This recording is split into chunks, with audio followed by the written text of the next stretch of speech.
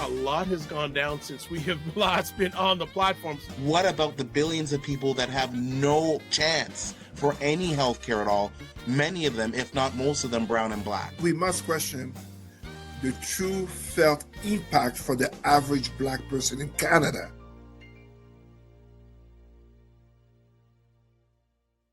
What is up, everybody? It's Dr. Vibe here, host and producer of the award-winning Dr. Vibe Show, the home of Epic Conversations, and I'm the host of Epic Conversations.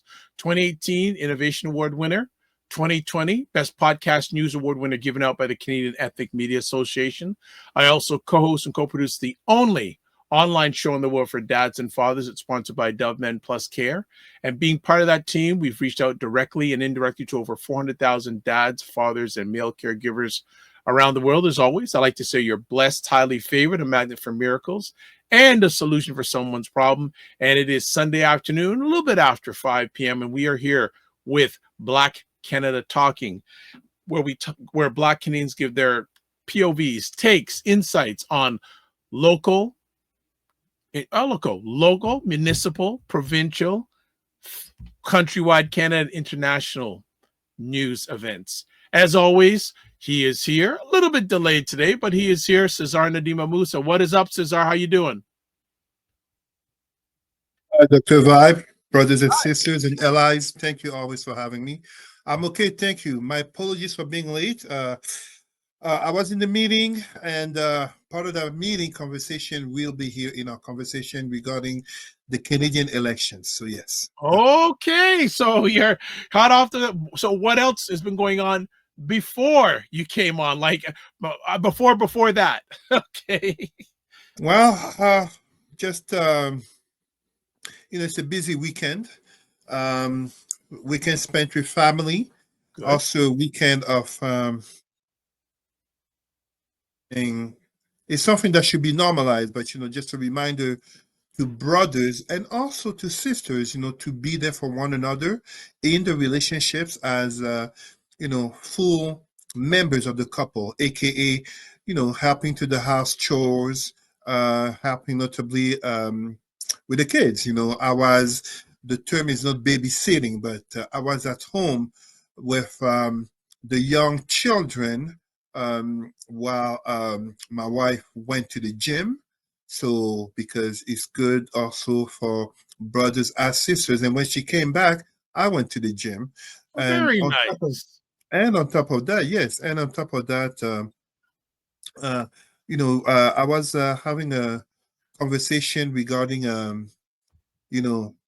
religion and the place of women and blackness with one of my mentees that I want to honor really on becoming a doctor. Whoa, she had she had a challenging she surmounted many challenges, and statistically let's just say the odds were very much against her. But the importance of mentorship, the importance of being of a big brother, not just some type of distant mentor. They're being there to accompany our younger Black people dealing not only with the challenges of academia and professionalism, but also with identity. And she has become a doctor. So nice.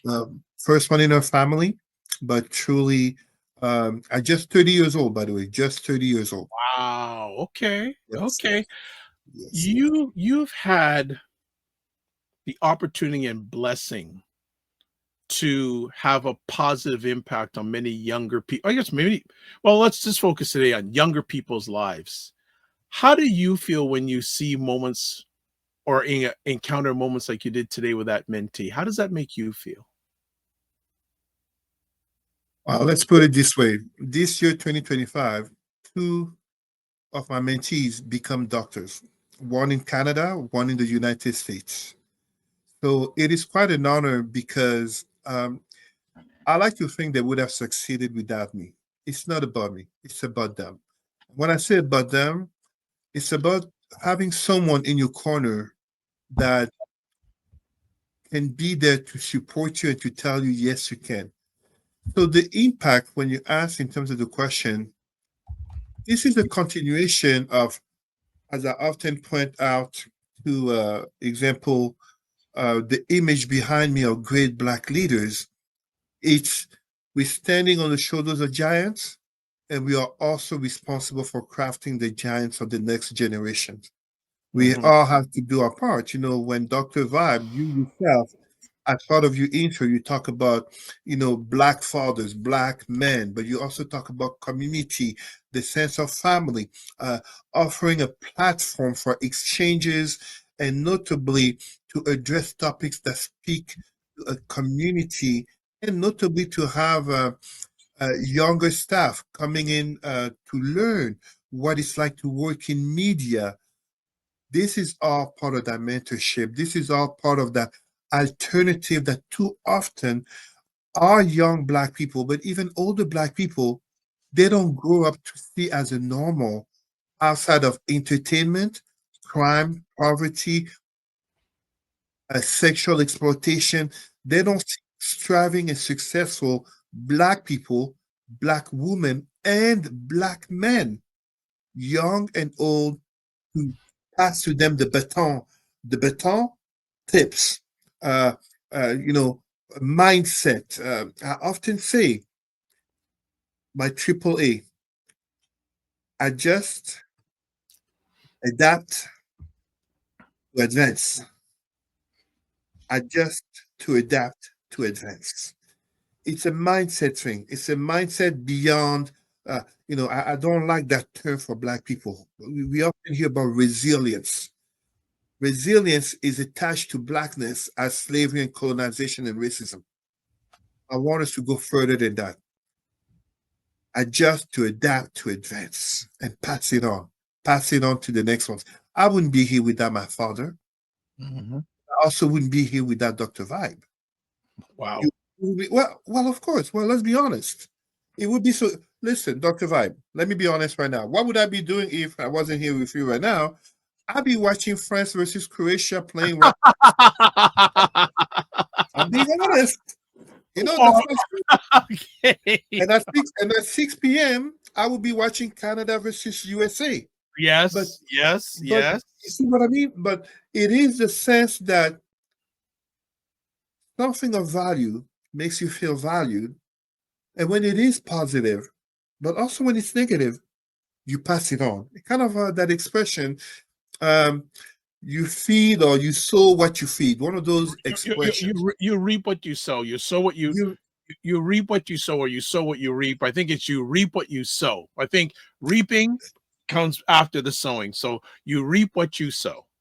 There you go. So it is that kind of that kind of mindset that, as a realist, because I'm neither a positivist, not a pessimist, and definitely not an idealist, but as a realist, I remind our Black people, it is not just a matter of talking about the struggle and surviving. It is about being able to look at us in the present with knowledge of the past and framing ourselves to create a better future. All of my heroes, Cheikh Anta Diop, Frantz Fanon, our great Black leaders above me, just as so many of our great Black women leaders and even young leaders. In my presentation and conferences, I always talk about a young Black leader so few people know about. Nkosi Johnson, Nkosi, Nkosi Johnson from South Africa, HIV activist who died at just 12 years old. But he changed the mindset of Madiba, Nelson Mandela, regarding HIV not being a gay disease, which led to saving so many people in South Africa. It is what I mean by the passing of the baton. I cannot be here being Cesar, talking about our great Black heroes of the past, talking about the current issues, projecting on better Black communities and a better Africa and Caribbean nations and global Black nation, as reminding our people of the fate of Black people, example in India, and not be there as a positive influence to our young and vulnerable people, just as to our adult people. Very quickly, let me recount something that happened I think it was beginning of the year 2023, I believe. Beginning of the year 2023, yes. I gave a presentation to public servants in a small, very white town. Very white. You know, those type of places, the new black person boosts, by 100%. And as I was in the parking lot about to leave after the presentation, I see these black men with two children getting closer and closer. Clearly, he was coming towards me. Mr. Cesar, surprise. Small white town.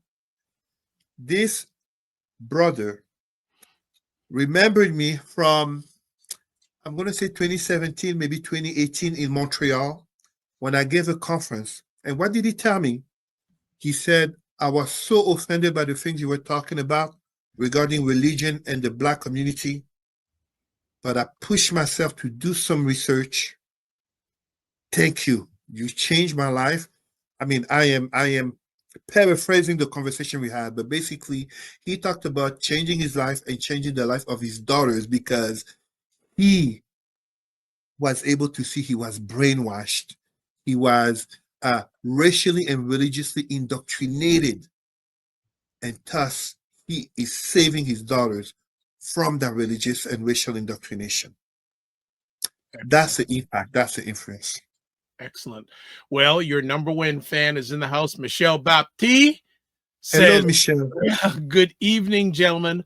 I hope that all is well with you both. They are. And on that note, we're going to go to a little bit of a quick break and we're going to talk about some hot stories. One that just came off the press this morning. Not a big surprise, but predictable, but going to be very interesting times, even more so in Canada for the next few weeks. So we'll be back in next 30 seconds. Kay Saggers and Laura Lala here in the house. What is up? The thing that Democrats should take away from the loss isn't what Harris did wrong so much, so as what they did wrong. And I'm going to tell you right now, we are the ones who are going to have to save our own selves.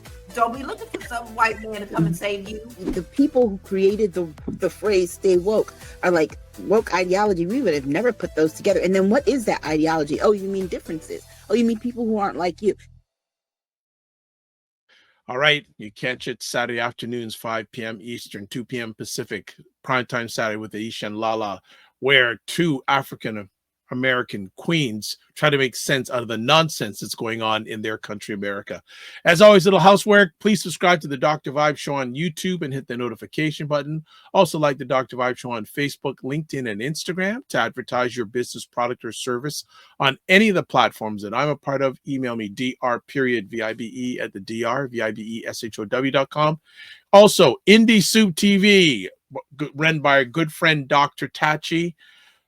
Independent content creators platform on YouTube, been around for about 9 months, and has over 25,000 subscribers in 9 months. Why is that of importance? Well, realize that only 4% of all YouTube channels in the world have over 10,000 subscribers. So we're very happy to have content like this on her platform. And finally, if you want to get a hold of Cesar, email president at Roots and Culture Canada, and Facebook Cesar Remy Emery. Let's go to our first story. It wasn't a big surprise, but the federal election is ready to go. Cesar, your thoughts? I think it's a very important. Every election is important, of course. This election, far more than most, to be quite honest, in the context not just of Donald Trump, but really after 3 mandates of Justin Trudeau and the Liberals, but also when we talk about inflation, when we talk about the cost of living and the questions regarding, our younger generations going to be living as well as previous generations, or basically is going to be further and further more challenging to remain in the middle class, etc., etc. And notably, of course, the question of housing. and housing, quality of life, childcare, etc.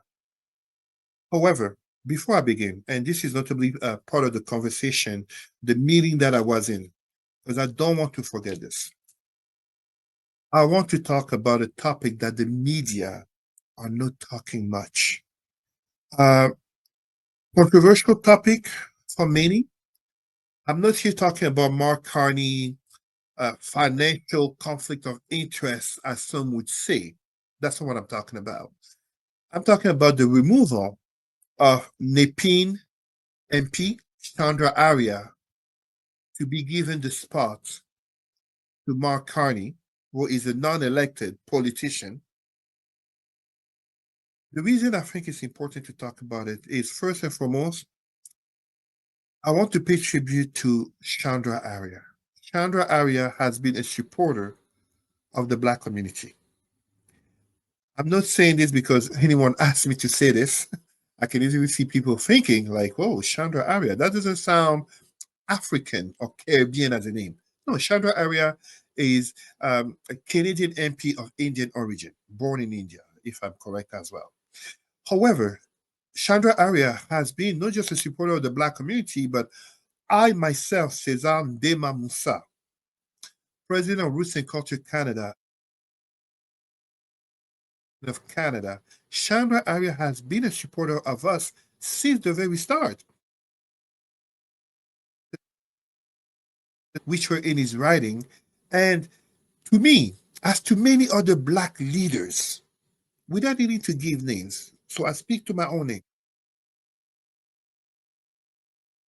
I find it quite disingenuous and dangerous, to be honest, for the Liberal Party to remove a sitting MP who has been there for, if I'm not mistaken, 10 years, 3 consecutive elections, aka he has been there as long as Trudeau has been there, to simply remove him, to give the spot to Mr. Carney, who, sure, we can wish him all the success he needs, but Mr. Carney is unknown in the community. Chandra Arya is not just supported by the Black community in Nepean. He's Indian, the Indian community, but he also has Chinese and white supporting him.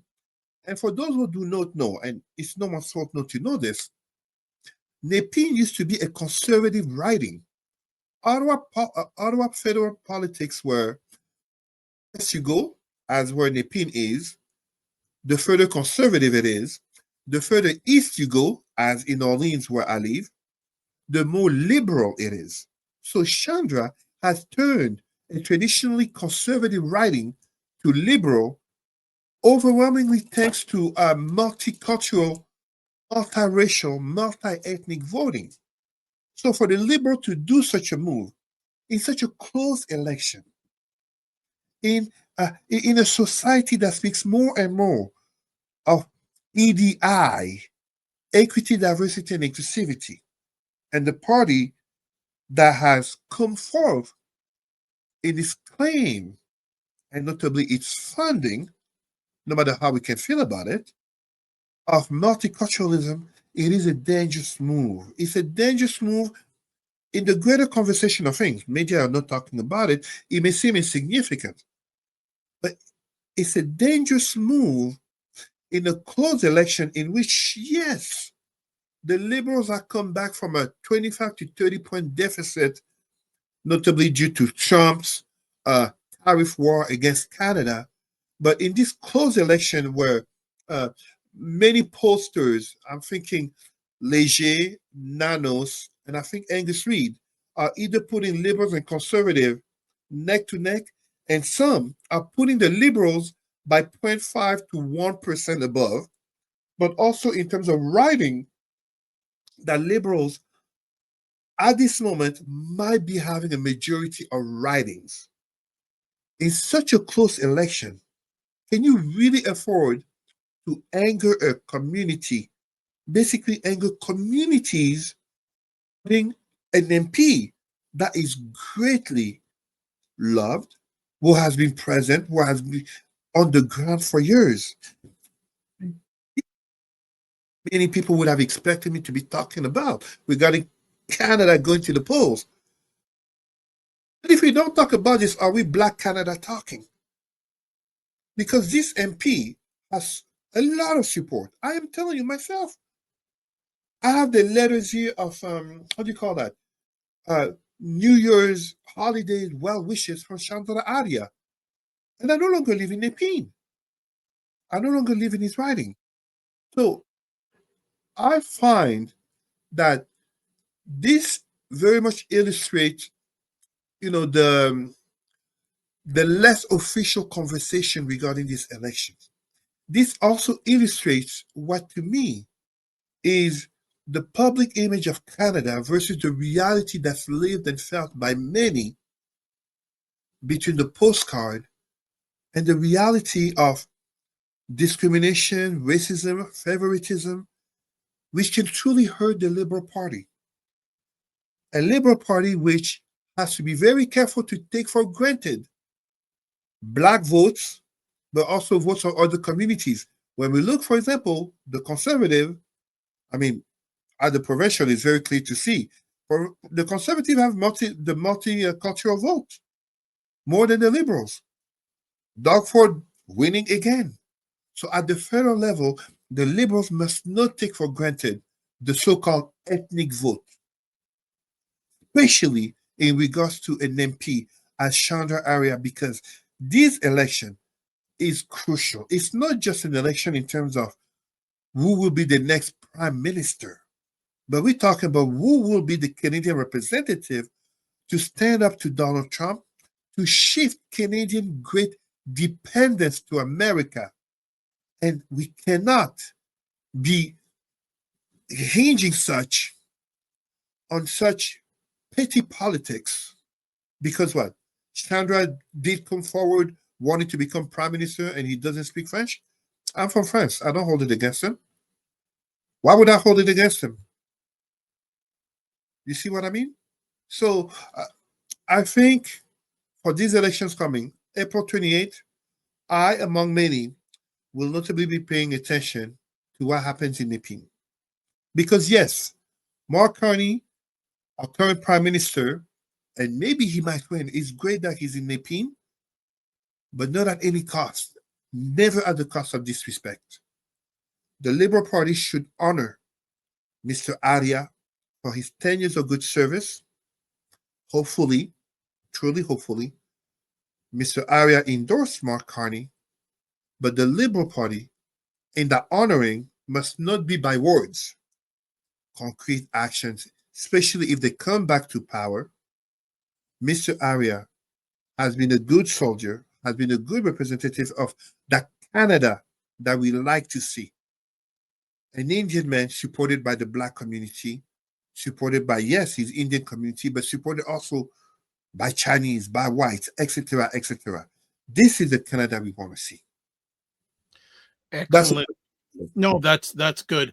And I just want to shout out if anyone, if you are watching, not everyone, if you are watching this conversation live on the Dr. Vibe YouTube channel, would love to get your takes on what are your thoughts on the upcoming election, which is now happening on April 28th. We've got a word share here. What are your thoughts about the upcoming Canadian election? So type it in the chat on YouTube on the Dr. Vibe Show, press enter, and we'll get some of your thoughts as people share them out. Cesar, we know the major focus on this election is going to be 47 and his trade tariffs. Will this in your thoughts, will this overshadow other important issues that need to be discussed? Unfortunately, yes. I think it will overshadow, but it will depend on the politicians. The reason I say that I think it will is because Donald Trump is such a rallying point. You have very few people who are in the middle regarding Donald Trump. You either dislike to hate him or like to love him type of person. We are in Canada where you can find Canadians with red Make America Great Again hats. I want to think there will be much less of them, as notably Canada Strong and what's that thing? Something elbows up has been rising. Canadian pride, Canadian nationalism, patriotism has been rising, and that's a good thing.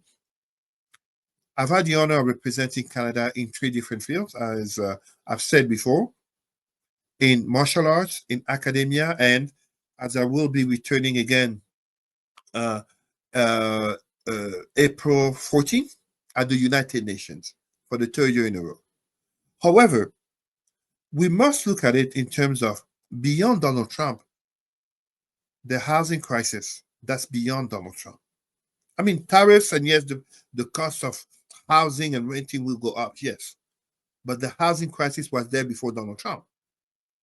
We have a mental health crisis.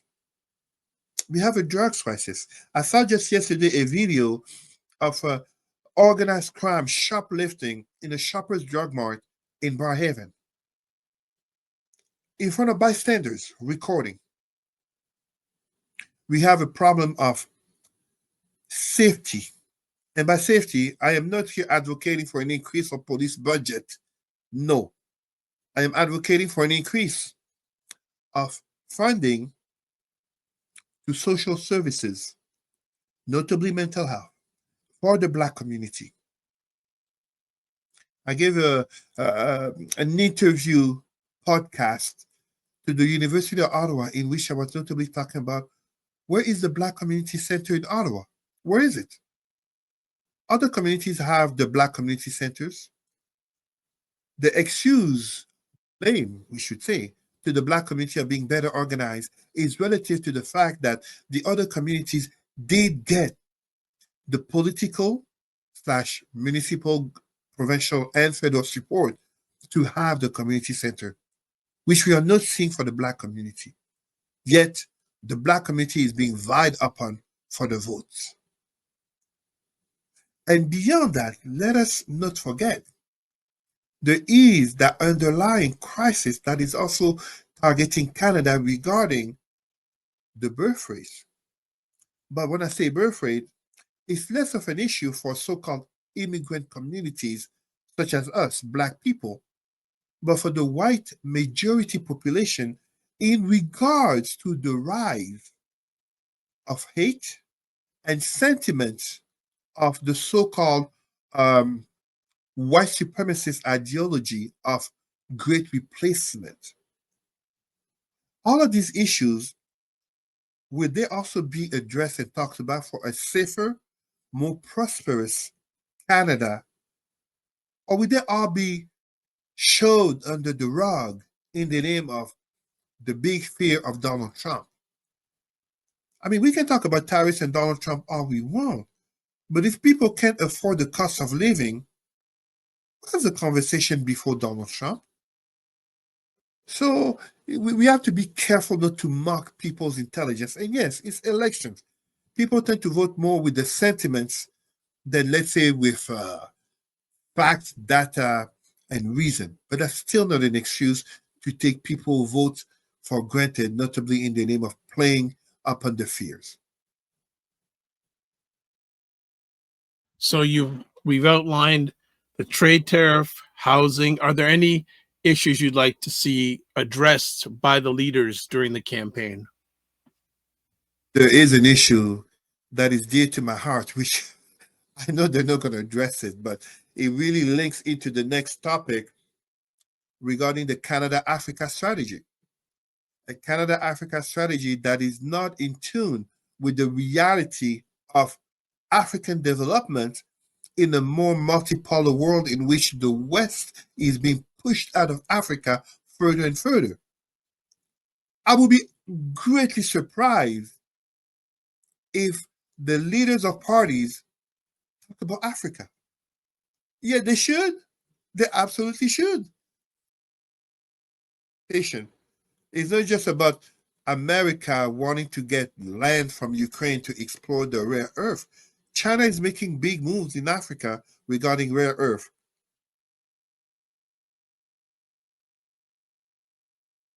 Israel, Russia with the Wagner Group. The relation, I'm totally mixing in the two topics here, but the relation between the Sahel countries, Mali, Burkina Faso, and Niger, forming a new alliance, rejecting not just France, but also the United States, having closed down the bases. And people tend to forget, or most people don't know this with much honesty, Canada may not be per se a colonial state, aka for indigenous people here in Canada. Of course it is. But in terms of globally, people don't think of Canada as a colonial state.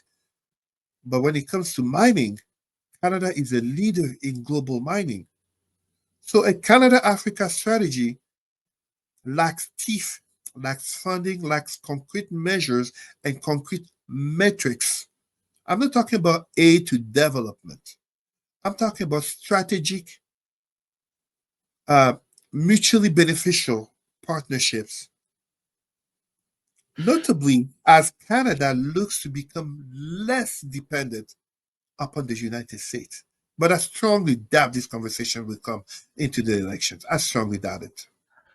How much could Pierre Poilievre's alignment in the past with 47 come back to haunt him? That is, how can I put it? That is the $1 million question. And I say this with, let's go back to January 6, 2021 in the United States. And a year later, we see the Freedom Convoy.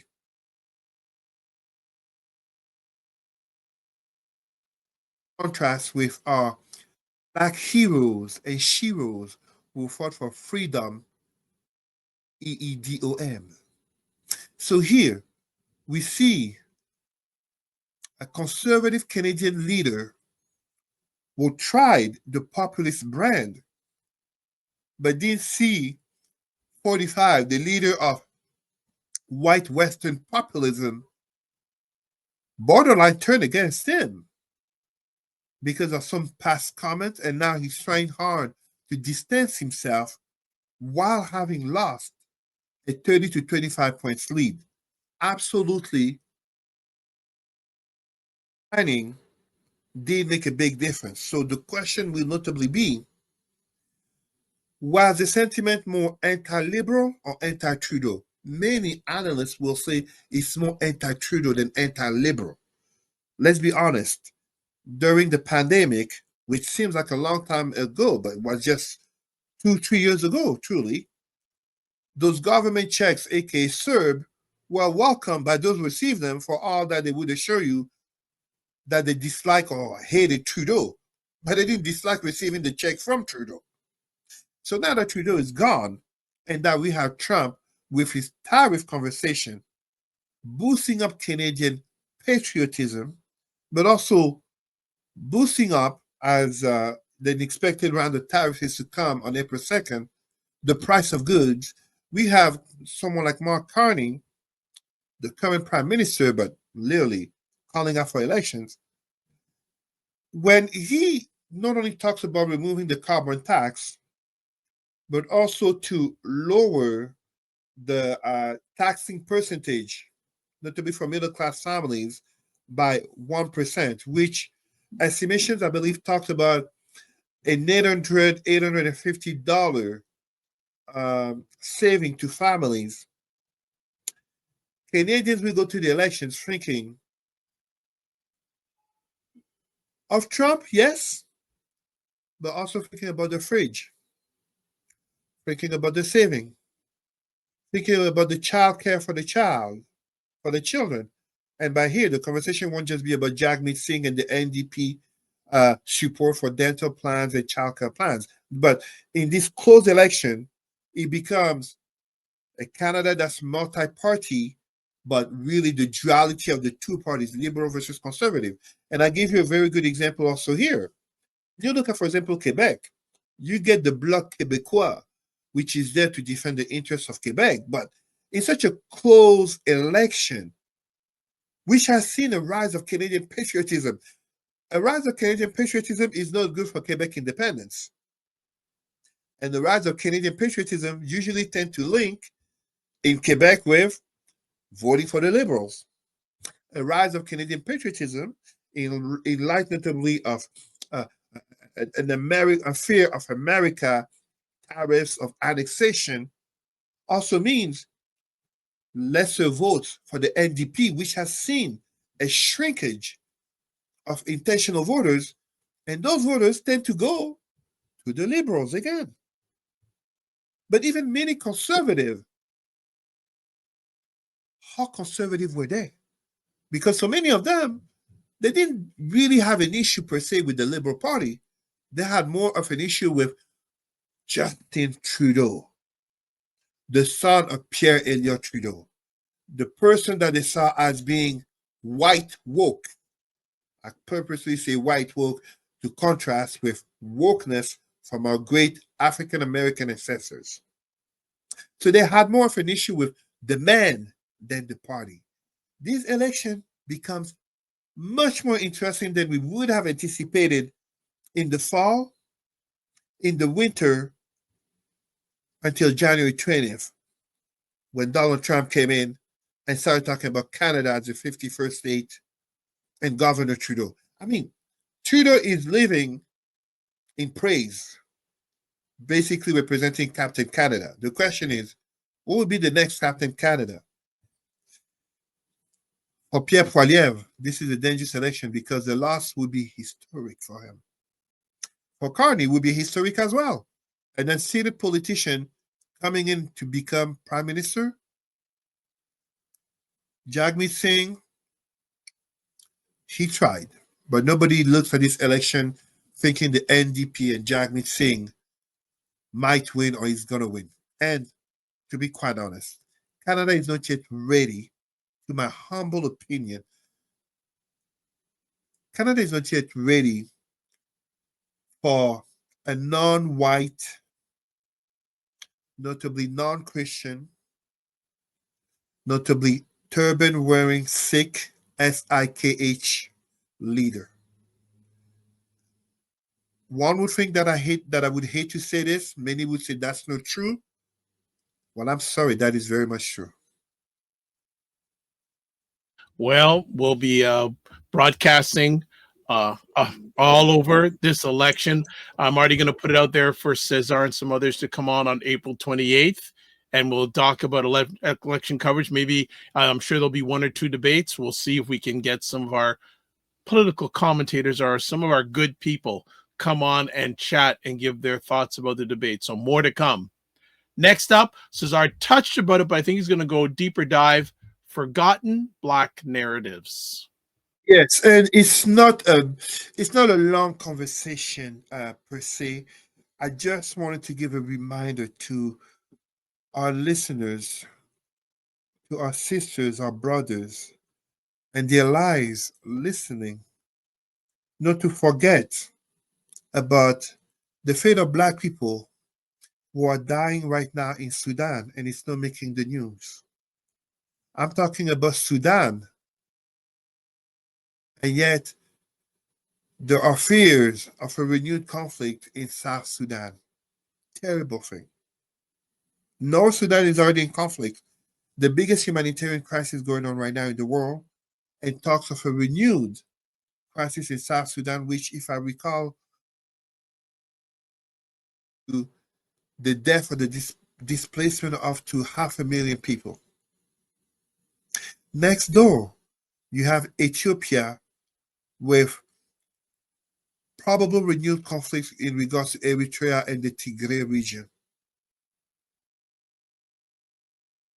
Congo, which pretty much has been in conflict since 1997, and so-called peace talks between Congo and Rwanda, which has been a supporter of the M23 movement in regards notably to the theft of Congolese minerals, aka Rwanda is listing a production of minerals which it doesn't have in its soil, aka is being robbed from Congo. But by saying robbed from Congo, the Congolese leadership is ashamed. It must be addressed. It is a situation of, when I talk of forgotten Black narratives, as we talked notably about Africa, and I hinted a few minutes ago, much respect to the Sahel region, where Mali, Burkina Faso, and Niger are showing Pan-Africanism at the highest level. From the construction of new roads to increase in terms of agricultural production, such as of onions and tomatoes, to create more independence, food independence. You know, you can control the fate of a country with its food. It's not just about guns and, money. The food, people need to eat. But these forgotten Black narratives, of course, we can never forget about Haiti. Haiti, in which earlier this week, the situation in Port-au-Prince, the capital, is being more dire than ever, with the international policemen, greatly from Kenya, policemen and policewomen, I would say, are not succeeding in the fight against the gang leaders. But when we talk about that, let us not forget a crucial question. Haiti is a so-called poor country. These gang leaders, where are they getting the guns from? We know who's the number one gun manufacturer on the other side of that Gulf of America, as he likes to call it. It is a terrible situation in which, for those like me who also watch Al Jazeera, you may see them on the screen, but the fate is never addressed. Black Palestinians. There are Black Palestinians, my friends. So in this conversation, when I wanted to highlight, to remind people about forgotten Black narratives, let us not just talk about, Afro-Canadians and Afro-Americans, Afro-Brazilians, and Blacks in France and England in the West. And no, the Black reality, which is notably an increase in Black migration, but truly interracial relationships in China and Japan, aka the birth of Heifu, mixed Japanese and notably Black Heifu, such as Naomi Osaka, and 2016 Miss Japan, who was greatly a victim of racism, Ariana Miyamoto. Let us not forget about the fate of Black people worldwide. The Middle East and North Africa, the realities of racism that are there. And please don't get me wrong. This is not to say that that's the only reality. There are successful Black people on the four corners of the world. I mean, you name that country, you'll be surprised. Yes, there are Black people there. But it is a reality in which we have to be able to denounce the fate that happened to Black people in Ukraine following the invasion by Russia in 2022, in which many African students, but notably Black Ukrainians, biracial/mixed Ukrainians, became victims of racism as they were trying to flee to save their lives. But there are also successful Black Ukrainians, as that wrestler, an Olympian wrestler from Ukraine, whose name I forget. So I want to stress this conversation, as we are in the month of March. It's not Black History Month. It's not about celebrating Black heroes and sheroes.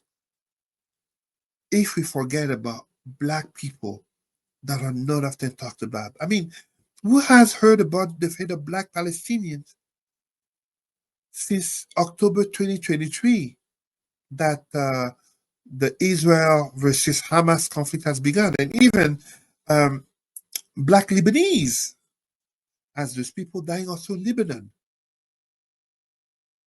Black Israelis. There are Black people in those parts of the world.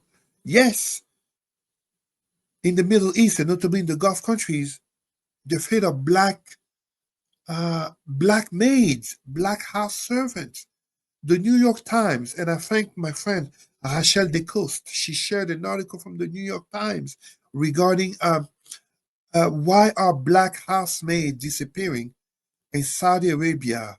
But I don't think it's just Saudi Arabia, Qatar, and Gulf countries. And too often, with the corruption of state officials who enrich themselves at the peril of lives of our vulnerable sisters, but also brothers who will go to those countries in poverty. Don't get me wrong. I don't want our black people to think every person, either from the West or the Middle East or Asia, who is not black, is therefore racist. That is not true. I've had the honor of going to those countries, notably. My God, I was so welcomed in Turkey. I was so welcomed in Egypt. I did not get mistreated in Morocco. But when you come for academic purposes, when you are invited, when you have money, you get treated differently than if you come there in poverty, than if you come there begging for aid and notably crying for religion appeal. So these are part of what I wanted for our people to understand. And as we are in the period of Ramadan, oh, this is a topic that many people don't like to hear about. Every year, Ramadan, the Hajj, the great pilgrimages to Mecca and Medina,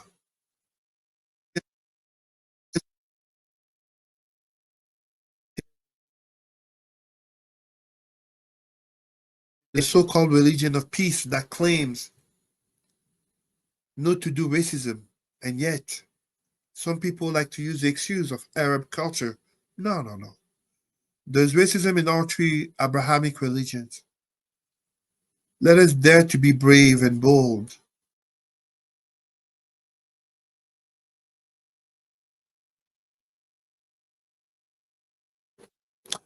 When we talk about forgotten black narratives,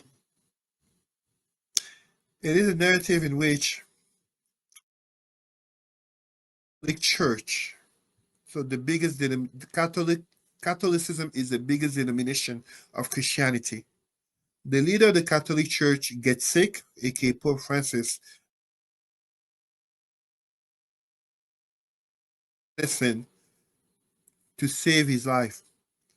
Meanwhile, far too many black people, when they're sick, it is talks of Jesus and Allah chasing away the demons and Satan, change your life, and etc. etc. Yeah, far too many black people will die in ignorance and religious indoctrination, not believing in medical help, modern science, and yes, Western medicine, despite all its flaws and issues, notably scientific racism. I would not be able to see you today, Dr. Vibe, if it wasn't a Western medicine saving my eyesight when I had my eyes crushed at age 18. Neck is usually covered and hiding because my neck is covered in scars. Western medicine saved my life many times. And yet, we are a black community in which far too many people, whether we're talking about cancer, HIV, cardiovascular, and even mental health, far too many of our people, when it comes to those ailments, those diseases, those serious health conditions, the narrative is Jesus, Allah, Yahweh, the devil, Satan, this and that. Sometimes it's this natural, magical thing, etc. Meanwhile, the Pope, remember Donald Trump, he did get the vaccine. So, yes, I wanted to make sure that our people know about that. Excellent. The Walamala says the Congo is rich in coltan. I don't know what coltan is. Yeah, yes, coltan. Yes, the Congo rich in coltan. And then Michelle says, gives the name of the wrestler.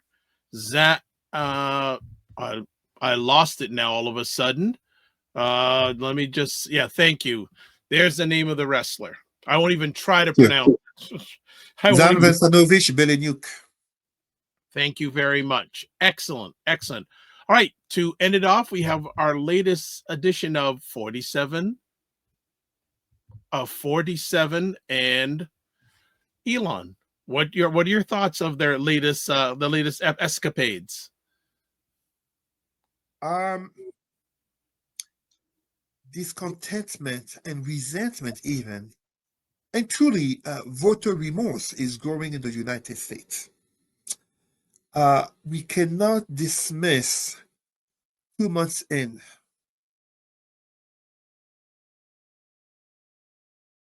2 months in, 23, so 2 months in out of 4 years burned.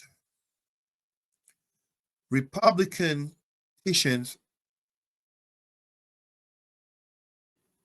Republican politicians avoiding town hall meetings. AOC, Alexandra Ocasio-Cortez, and Bernie Sanders having mega rallies, not just attacking Trump, but also attacking the lack of spine of the Democratic leadership, aka Chuck Schumer, banding without even being asked to band. Hakeem Jeffries, how much power does he really have?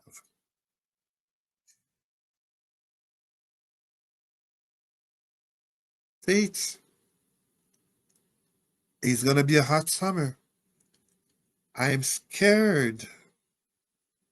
Scared is not really a word that I use, but I will use it this time.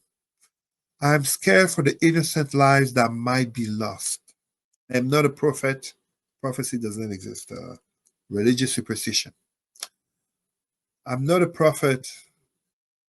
Claim to know the future of these 16 or 1500 January 6 people. But also with Musk and the Musketeers or Doge. What is it? It's not even slashing. Chainsawing. Maybe, I don't know if you say that in English. I'm from France. Chainsawing through budgets and departments. It's going to be a hot summer. Spirits will be high. The spirits will be high. And with the tariffs conversation coming, I mean, how much money has Elon Musk lost so far?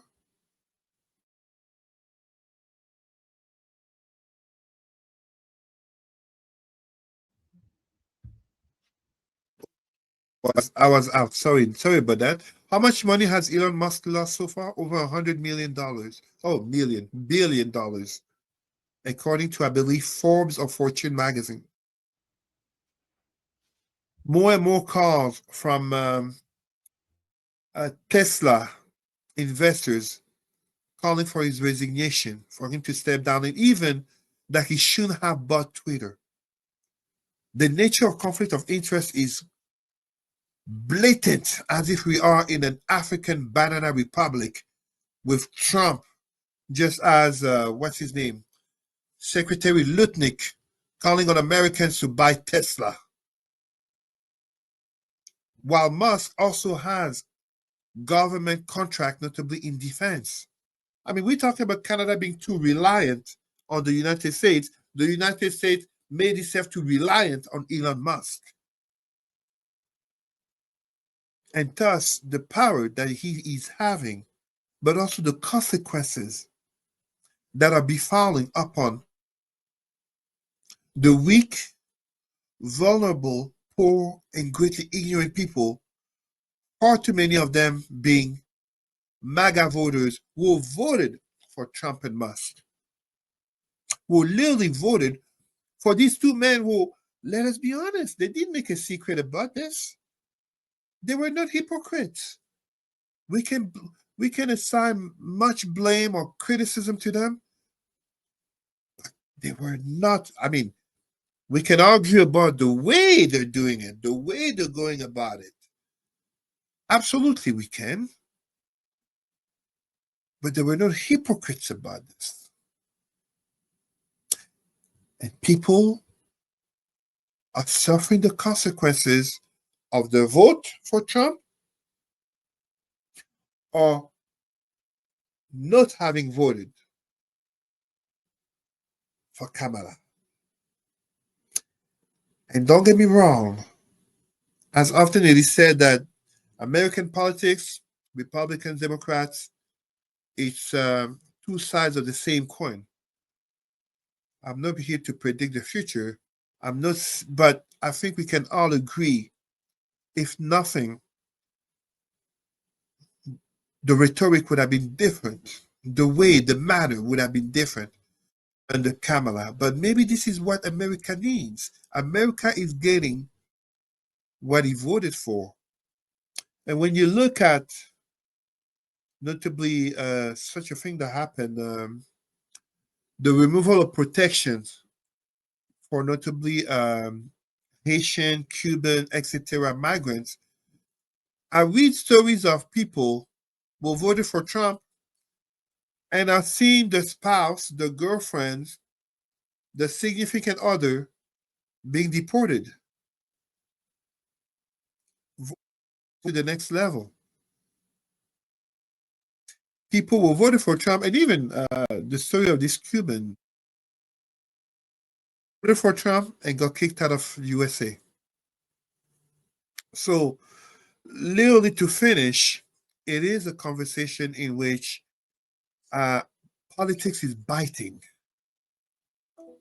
Politics is truly biting those who didn't take it with the seriousness that they should have had in regards to their very own interests. And the impact is not just being felt upon Americans, but is really being felt globally. Globally, as last time, the canceling of USAID, US aid, causing the death of hundreds, if not thousands of people, notably in Africa.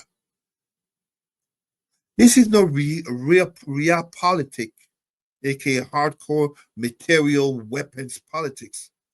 This is soft power, the influence, the culture, the image of the country, the aid, the food programs, the health programs.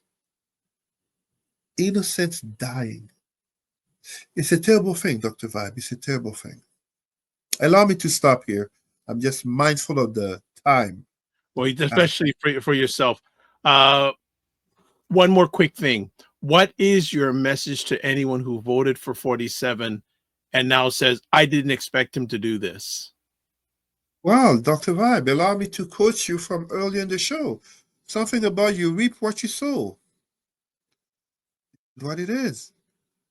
Action, reaction, actions lead to consequences. And I mean, please, I've said it.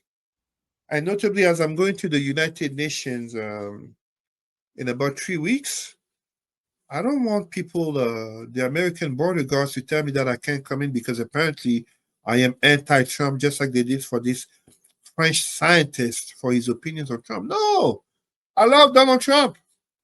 47 is my new favorite number. If I play the lottery, I will play 45 and 47. And if you want, I'll even put 49. I love the man. But I said it from the very start on your show. Donald Trump has been great for Black consciousness.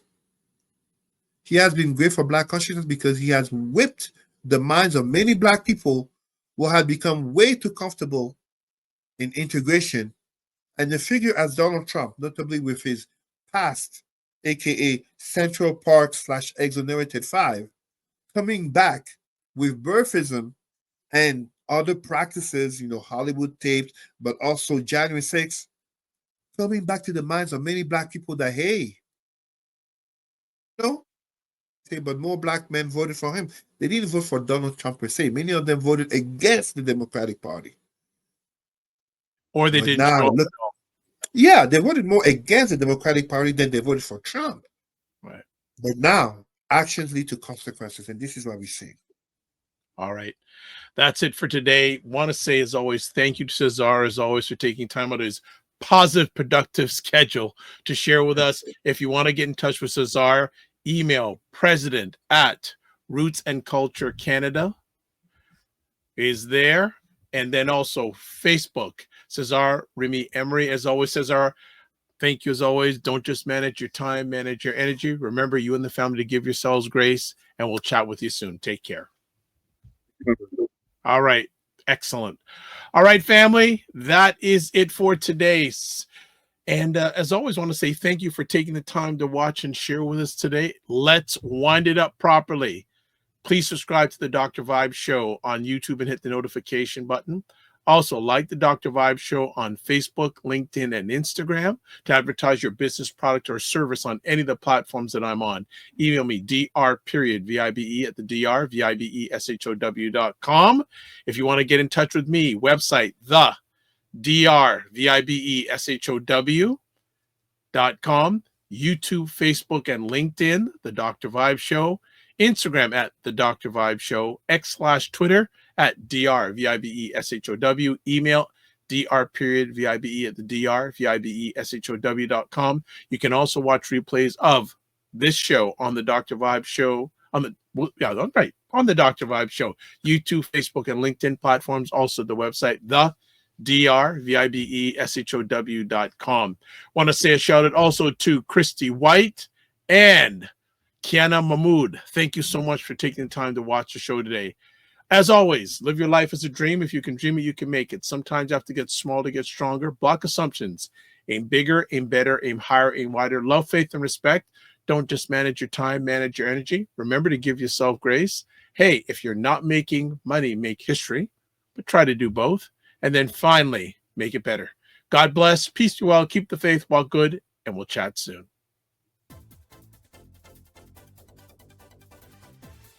Just take a quick moment. Yeah. You just introduce yourself. Let Dr. Vibe welcome you into the show. As I told you, Dr. Vibe. No. I welcome. I'm really good to have you here. I didn't want to. You were on a roll. I didn't want to interrupt. You were on a roll, but In an award created by whites, dominated by whites, run by whites, and you're a billionaire, bro. FYI, I don't. It's probably the first time of the year that I use the word bro. yes, it is. That's the first time, as long as I've known you, you used it. My daughter would laugh. But for many people, the economy ain't great. There we go. I saw that.